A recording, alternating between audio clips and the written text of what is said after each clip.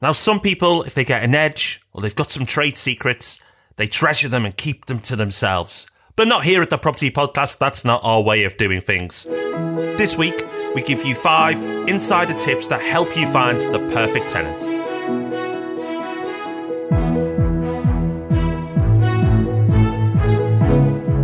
Yes, welcome to the Property Podcast. This is episode number 231. I am Rob D. He is Rob B. And 5 unusual ways to find the perfect tenant. We have tested these out. They work. And it's one of those episodes where you might just pick up a little tip that makes a real difference to you.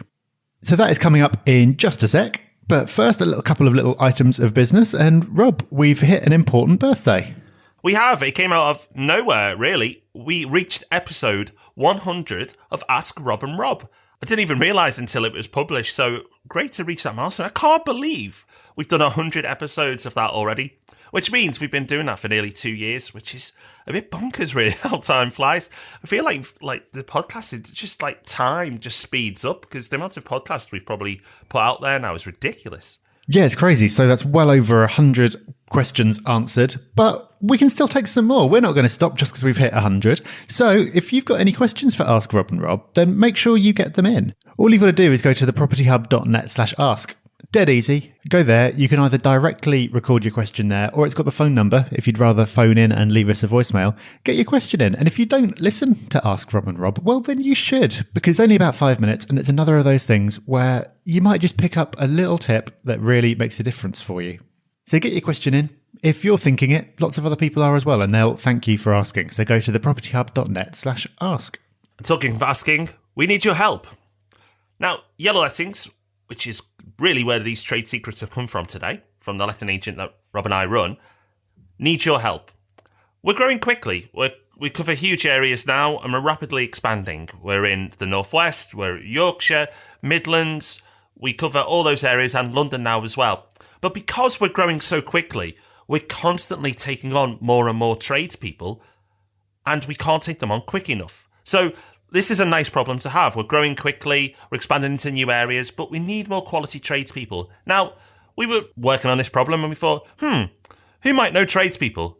Maybe the thousands of people in our audience, we concluded. So we'd like your help. If you know a tradesperson, it could be a plumber, electrician, a handyman, or woman, whoever it may be, we'd love to know about them if you'd recommend them. Because if you recommend them, well, that's good enough for us to contact them and have a chat with them. So how can you help us? Well, we make it very easy. It'll be in the show notes as well, but there's a link. And the link is at yellowlettings.net/trades help. That's trades help. Go to that link, fill out a very brief form of just who you'd recommend, and then we'll contact them. Simple as that. But we would really appreciate it. Normally we ask for 5-star reviews, but this week we're asking for your tradespeople. Hopefully you've got loads of benefit from the podcasts over the years, and this would be a more than big enough thank you if you could help us with this. So we'd really appreciate it if you could help us out. So again, that form is at yellowlettings.net/trades help. Thanks very much in advance. Yes, thank you indeed. That'll really help us out. Okay, so before we get to helping you out with the topic of the week, quick news story. No prizes for guessing who popped this one into the show notes. The story is from the Daily Mail. Liverpool handed boost for 2022 Commonwealth Games by being named the UK's top sporting city. There you go, Rob. I thought I'd put that one in for you. Oh no, you added this. How did this get in here? And Liverpool outdoing Birmingham as well. Wow. Okay, so this news story is about the race for the Commonwealth Games. For those who don't know, and this comes quite timely, as we've got the athletics in London right now, the UK is well placed to win the Commonwealth Games 2022 bid. Now, there's a lot of history to why we're front runners. I'm not going to go into that today, but that's where we're at. And it's been narrowed down to 2 cities, Birmingham and Liverpool. And Birmingham was the initial front runner. But Liverpool, it seems, according to the bookies, is now the front runner. Lots of people backing Liverpool as the bid. And Liverpool has been named the number 1 city in the UK for sport as well, which is really cool. Birmingham wasn't in the top 10. So, sorry, people of Birmingham. I am a little bit biased with this one. But whoever wins, Birmingham or Liverpool, will see a huge boost in infrastructure and investment. You only have to look at what happened to Manchester and Glasgow to see the benefit that the Games brought to those 2 cities. And you can just start to imagine what it would do for places like Birmingham and Liverpool. So there is a serious point to this. It isn't just to start raising the competition stakes with Birmingham, and I'm going to look silly if Liverpool don't win, so I won't do too much. Whoever wins, I'm so glad that it's going to be in the UK, because I can get to both of those cities really easily. But it's definitely one to watch, because when that's announced, that will have a huge boost to one of those cities. Yeah, that's really going to make a difference. I see there is a property angle in there as well. Managed to find one in there somewhere. Okay, well, let's get on to our main topic this week, 5 unusual ways to find the perfect tenant. So how do you find a tenant at the moment? Chances are that if you use a letting agent, they will be advertising on Rightmove and Zoopla for you. They certainly should be. They're the 2 big portals. They should be on both of those. If you self-manage, then again, chances are you're using one of those. So maybe you use an online service that gets you listed on those portals. Maybe you do some other bits as well. Maybe you still use the local paper, but Rightmove and Zoopla are the big ones. And that makes sense because the vast majority of tenants start their search there. So that is a great way of covering the majority of the market. But that doesn't get you the whole way. And just because you're on the portal doesn't necessarily mean that the right tenant is going to find you, because there's so much on there, there's so much choice, they might just scroll on straight past randomly and not see you. So at Yellow Lettings, we like to go a little bit further, actually quite a lot further. And we've got 5 other methods that we frequently use to find tenants. So if you're a landlord listening to this, you've probably thought of a couple of these for yourself. You might even tried a couple of them, but you probably won't have tried all 5 of them. So in this episode, we are going to run through what they are, talk about our experiences with them. So even if you don't use Yellow Lettings, so you're not having these done for you routinely, you still get the benefit. Okay, so first up, we've got Gumtree. Now, Gumtree is a major listing site. You can pretty much list anything there. And most people just see it as a general listing site and don't really think about it from a property point of view. But you're missing out, because we tested Gumtree, because you can list properties for let on the site. And we tested it out nationally, because remember, Yellow Lettings covers a lot of areas. And we were really interested by the results. So we found that certain areas respond really, really well to Gumtree, and others not so well, but we still use it anyway just in case. But we found, for example, York to be very strong for Gumtree. We found really good responses for tenants in York. In London, it was a lot less, which is really funny because Rob and I predicted before we started the tests that London would come out best. So it shows that not all our predictions are rock solid. But why should you take notice? Well, you can actually list for free in most cases, and even the premium adverts, which is what we do, are really reasonable. So if you're using Rightmove and Zoopla, why not just extend that further and try Gumtree? Because if it doesn't cost a lot, or it's even free, then why not do it? Test it for your area and see what the results are like. We've tested in multiple areas, so we've got a good read on different places. And as I say, it's not a guaranteed win everywhere, but for the price of it, it's certainly worth testing. So check out Gumtree and get your properties listed there as well, because we do, and we found it to be really interesting. Yeah, it's well worth a try. You've already got the photos, you've already got the description, so why not take a minute and just whack it up there? I've got a feeling that even if you pay, it's only about 20 quid. So definitely worth a try and see what results you get. Okay, second way to find the perfect tenant, foreign tenant networks. So as you'll know, there are many parts of the UK where there are strong communities of foreign nationals. So Lincoln is one example of that, and you'll probably be able to think of others near you as well. Now, it's no surprise that these communities have very strong links. They talk to each other. They have their own Facebook groups, forums, even their own media in terms of newspapers sometimes. And that means that if you let one property to an overseas tenant and you treat them well, then often you'll find that they tell their friends and you get other properties let for you as well. We've seen this happen a lot, and it makes sense. So, of course, sometimes this happens naturally. An overseas tenant happens to move into one of your properties. You treat them well because that's what you always do. And then they start asking you, oh, well, have you got any other properties? Because I've got other people who are looking to move and all that kind of thing.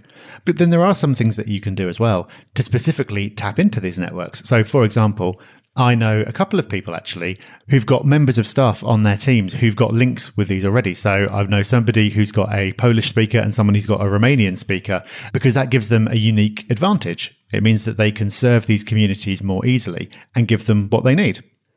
And this also works particularly well for HMOs. And that, of course, that's even more important because you've got lots of rooms that you're trying to fill and slightly higher turnover. So that can be really useful. So you're not necessarily going to want to go as far as taking somebody on and employing somebody who's got these links, but just something to think about. See if there are any ways you can tap into these networks. If you've got any friends who might have these connections, see if they can put the word out for you. Because once you get in there, if you provide a good service, which of course you do, then you'll find that all your future lets get a heck of a lot easier. They do. Another approach you can try that we found some success with is Facebook groups. So yes, the world's biggest social media platform has uses outside of videos of cats and multiple pictures of other people's children you barely know. Yes, Facebook can be a productive tool for property investors. There are many Facebook groups whose sole purpose is connecting a local community or area, and even some that are specifically for property in your local area. Start searching. The search function on Facebook is quite good. Start searching the areas where your property is listed and see if there are just general groups about that community or area, or even better, property groups about that area, and list on there. Now, a word of warning. Don't just go in and start spamming. Understand if there's any rules or etiquette that particular group has, because some of them are very strict on what you can and can't do. But if you treat it in a respectful way and follow any rules that that particular group may have, you can benefit from that ready-made group in the community that you're targeting. So check it out. Again, it's not something that takes too much time or effort. As Rob said before with the Gumtree thing, you've got the photos, you've got your written pitch, it's all ready. So just search some groups. And if you've got properties in the same area that you're doing time and time again, if you spend a few hours doing this, it's time well spent, because you can use this ongoing time and time again every time you get a property that comes free. So check out Facebook groups. Well worth a few hours of your time investigating, because if it pays off once, chances are it'll continue to work for you. Also, if you've got a virtual assistant, perfect task for them to be doing. Because as well as the posting, there's lots of following up. People will message you. If you can get someone else to do that, then it's even bigger of a win. Okay, let's move on to another way. Dead simple. So simple that you probably haven't thought of it. Referring a friend. This is amazingly basic, but it works.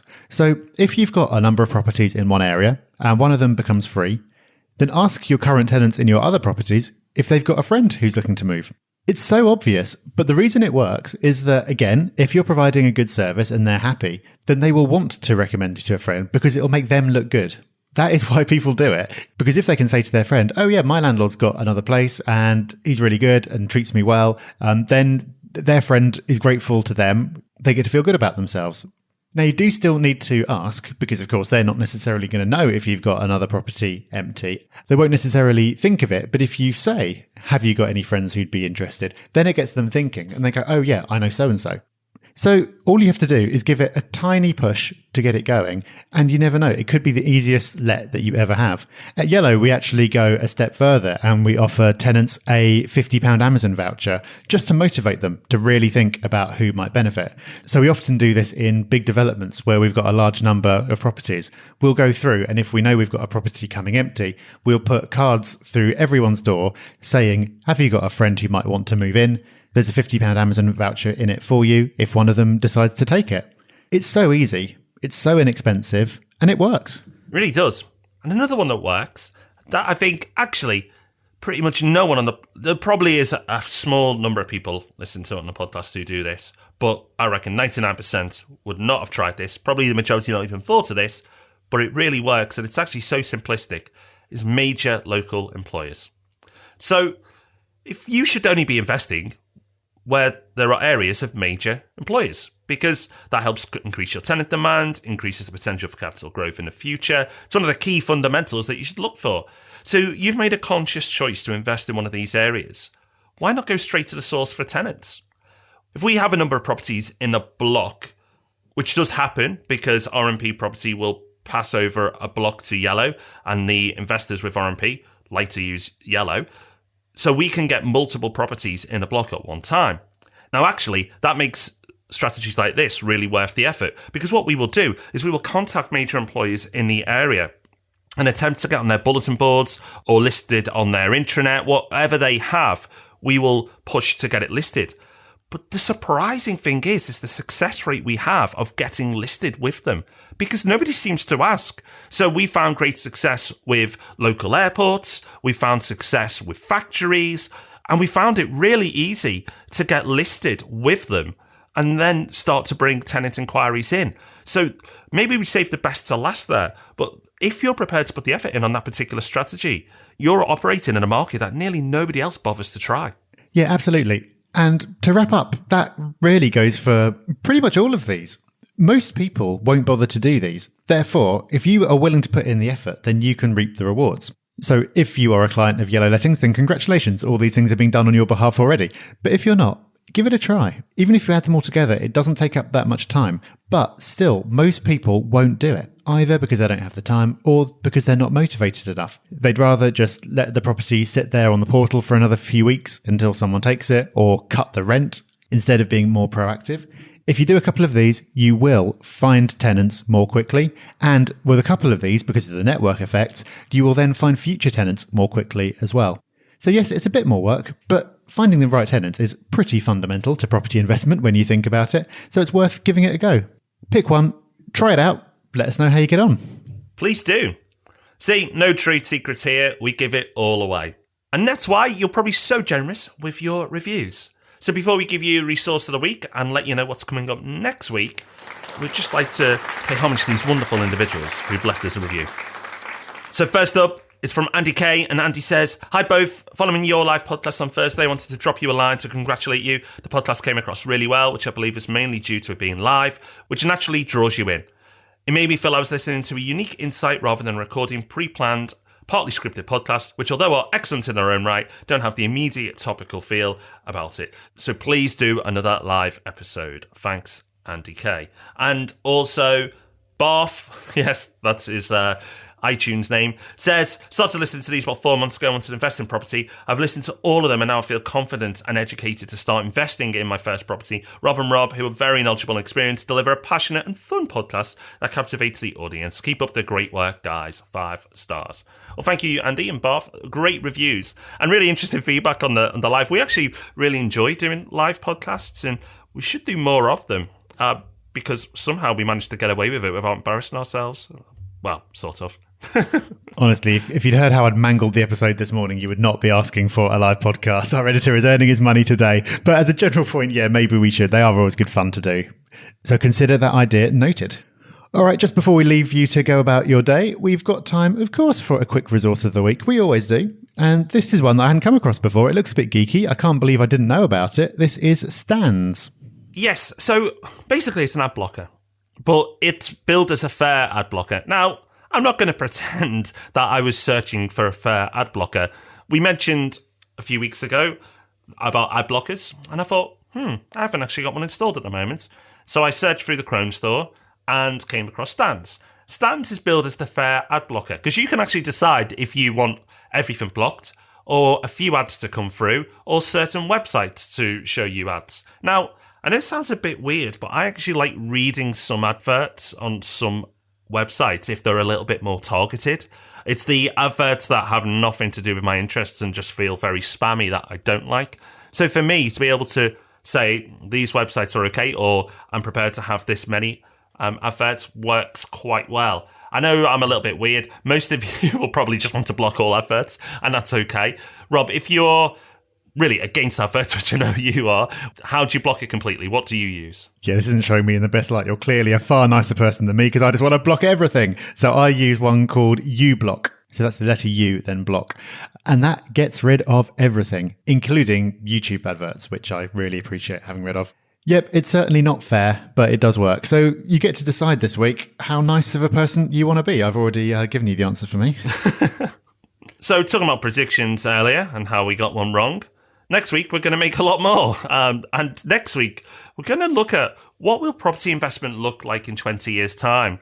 This is kind of pub talk. This is the type of thing that Rob and I would, over a coffee, or if it was later in the day, over a beer, would bore on about about what the industry will look like in 20 years' time. Because we're so deep in it, I think we could see trends. Now, we might not be right, but I think our predictions at the very least will be interesting to let you know where our head's at and where we feel the industry is going and what will happen in the future. So no guarantees because no one can guarantee the future, but it gives you an insight into our minds, which I don't know if it's a good thing or not, but if you think it is, next week's podcast is for you.